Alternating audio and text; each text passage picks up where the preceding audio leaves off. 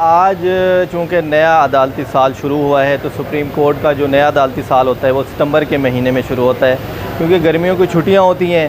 तो 11 सितंबर तक छुट्टियां थी, कल से जो है छुट्टियां ख़त्म हो चुकी हैं। मौसम गर्मा की जो छुट्टियां हुई थी, तो छुट्टियां ख़त्म होने के बाद सुप्रीम कोर्ट का नया अदालती साल जो है वो आज शुरू हुआ है। और उसी सिलसिले में एक तकरीब मुनक्किद की जाती है हर साल, जिसे फुल कोर्ट रेफरेंस कहा जाता है नए साल के हवाले से।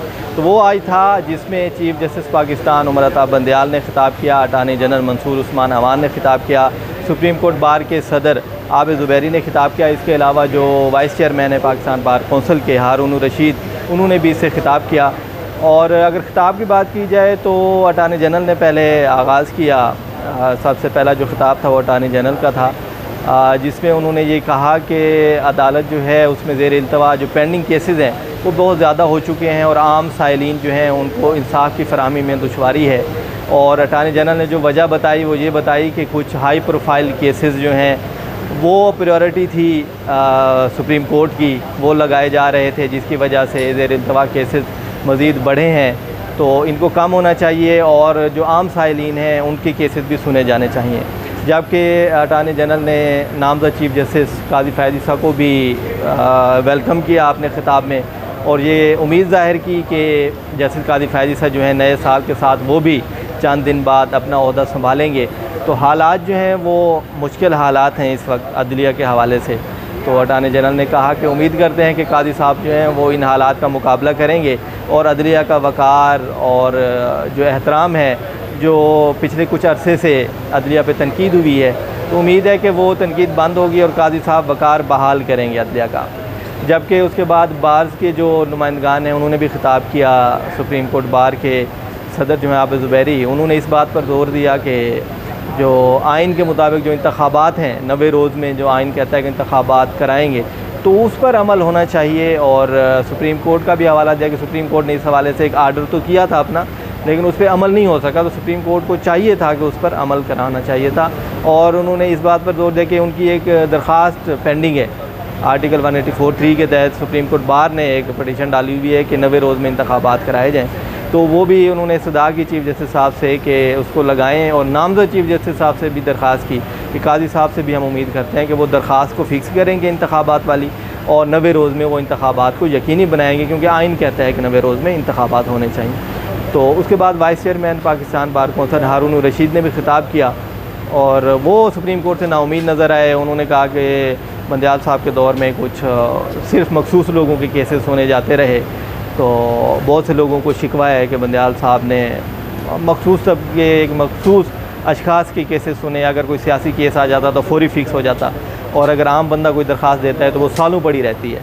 तो उनका ये जो था वैलिड था ये पॉइंट कि यही चाह रहा है सुप्रीम कोर्ट में।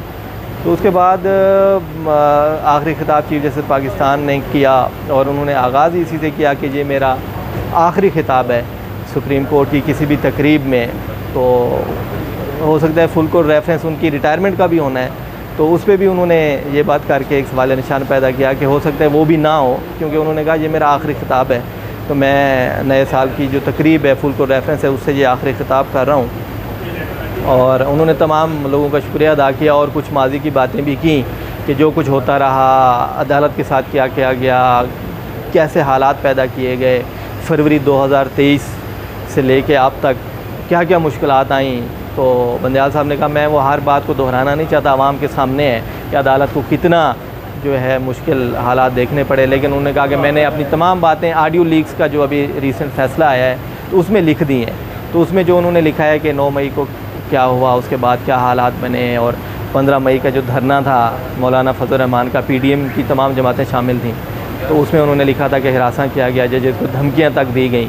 लेकिन वो कहते हैं हमने बर्दाश्त किया, हमने सब्र किया, तहम्मुल का मुज़ाहरा किया। और जो 14 मई को इंतखाबात कराने का फ़ैसला दिया गया था अप्रैल में, उस बार में भी कहा बंदयाल साहब ने कि उस पर भी हमने दरगुज़र किया, हालांकि ये बराह रास्त तौहीन अदालत थी, तो उस पर भी हम सब्र कर गए। तो इसके बाद उन्होंने काजी साहब की भी तारीफ़ें की और ये कहा कि काजी साहब जो हैं एक बहुत ही इज़्ज़त व तकरीम और अच्छी शख्सियत के मालिक हैं। और बंदयाल साहब ने कहा कि मेरा काजी साहब से नुक्ता नज़र जो है, मेरे जो ख़यालात हैं वो अलग हो सकते हैं, लेकिन बज़ाहिर पर्सनैलिटी काजी साहब जो हैं एक बहुत ही उम्दा शख्सियत के मालिक हैं। और ये उम्मीद ज़ाहिर भी की बंजाल साहब ने कि उम्मीद है कि मेरे बाद काजी साहब आएंगे तो वो ऐसे तरीके से सुप्रीम कोर्ट को चलाएंगे।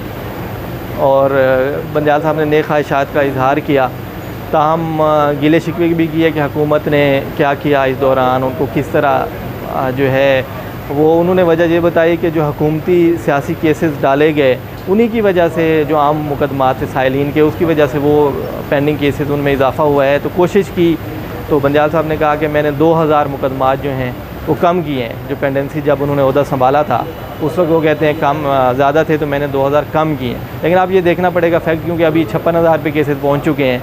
तो जब बंजाल साहब ने ओहदा संभाला था फरवरी में तो उस वक्त मेरे ख्याल में 53-54 हज़ार थे केसेस, तो 2000 मेरे ख्याल में बढ़े हैं। तो बंजाल साहब ने कहा कि मैंने कम किए हैं। तो ये थोड़े फैक्ट्स चेक करने पड़ेंगे। बाकी बंजाल साहब ने डैम की बात की कि तनकीद होती है कि डैम फंड बना के पैसे खा गई सुप्रीम कोर्ट। तो उन्होंने बताया कि 18 अरब और 60 करोड़ रुपया जो है वो इस वक्त डैम फंड में मौजूद है और वो स्टेट बैंक के पास है और उसमें इजाफा हो रहा है। मतलब वो उन्होंने इन्वेस्ट किया हुआ है तो उस पर जो भी मार्कअप मिल रहा है वो उसमें पैसे बढ़ रहे हैं। और उनका ये भी कहना था कि अभी अगस्त के महीने में 4 लाख रुपए जो हैं उसमें ऐड भी हुए हैं। तो ये एक हैरान कुन बात थी कि क्योंकि डैम फंड तो ख़त्म हो चुका था, लेकिन बंजाल साहब ने कहा कि इस बात से अंदाज़ा होता है कि लोग अभी भी सुप्रीम कोर्ट पे एतमाद कर रहे हैं और पैसे दे रहे हैं। अभी भी उसमें इजाफा साकिब निसार के दौर से लेके अब तक वो कह रहे हैं कि 4 लाख का इजाफा हो चुका है। तो बंजाल साहब ने मिली जुली बातें की और ऑफ द रिकॉर्ड भी उन्होंने कुछ बातें की। उनसे पूछा कि आप क्या रेफरेंस ले रहे हैं अपने अलविदाई रेफरेंस। तो कहते हैं कि अब मैं इतनी तकरीरें कर चुका हूँ तो बार बार मुझे सुन के आप लोग बोर नहीं हो गए हो, तो ज़रूरत तो नहीं है। जबकि काजी साहब से भी पूछा गया ऑफ द रिकॉर्ड जब वो हाल में आए वापस तकरीब के बाद कि आप क्या कहते हैं कि बंजाल साहब ले रहे हैं अपना अलविदाई रेफरेंस। उन्होंने कहा मुझे तो नहीं पता इस हवाले से, लेकिन काजी साहब ने कहा कि मुझे लग ऐसे रहा था कि आज जो उन्होंने बात की है ना तो वो कह रहे थे कि मेरा आखिरी खिताब है। तो हो सकता है ये उनका आखिरी खिताब हो, लेकिन उन्होंने कहा कि हम तो अभी हमें भी नहीं पता कि बंजाल साहब क्या सोच रहे हैं या क्या फ़ैसला वो करेंगे। तो बाकी ये रहा आज का सारा फुल कोर्ट रेफरेंस जो है वो नए अदालती साल के हवाले से था। आज छुट्टियां ख़त्म हो चुकी हैं और कल से जो है आम जो मामूल के मुकदमात हैं वो भी लगना शुरू हो जाएंगे। तो आखिरी हफ्ता है चीफ जस्टिस मता बंदयाल का, उसके बाद 17 को काजी फाइज साहब ने ओहदा संभालना है। उसके बाद देखते हैं सुप्रीम कोर्ट में क्या तब्दीली आती है।